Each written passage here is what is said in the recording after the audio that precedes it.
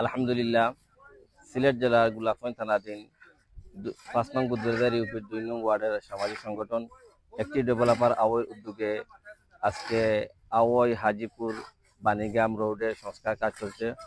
আলহামদুলিল্লাহ, আমরা এলাকার মুরব্বিয়ান যুবক দীর্ঘদিন থেকে এটা সরকারিভাবে এটা তদবির করার পরেও কোনো সলিউশন না হওয়ার জন্য আমরা আমাদের এই রাস্তার অবস্থা আমাদের সোশ্যাল মিডিয়ার মাধ্যমে আমাদের প্রবাসীদেরকে দেখানোর পর আমাদের এলাকার বিশিষ্ট মুরব্বী ও সংগঠক জনাব হযরত মাওলানা আব্দুল হান্নান সাহেব ওনার চক্ষু হয়।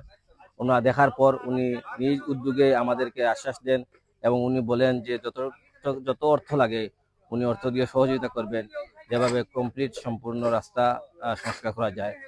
আলহামদুলিল্লাহ, আজকে থেকে আমাদের সংস্কার কাজ শুরু হয়েছে। আমাদের আরো অনেক কাজগুলো রয়েছে। আমাদের সংগঠনের মাধ্যমে আমাদের এলাকায় সোলার স্ট্রিট লাইট স্থাপন করা হয়েছে। আর কিছু সোলার স্ট্রিট লাইটের জরুরত। আলহামদুলিল্লাহ, গতকালকে এক ভাই 4টি সোলার স্ট্রিট লাইটের দেওয়ার আশ্বাস দিয়েছেন এবং আমাদের সংগঠন থেকে প্রতিবারই আলহামদুলিল্লাহ এভাবে সুন্দর সুন্দর উদ্যোগ নেওয়া হয়।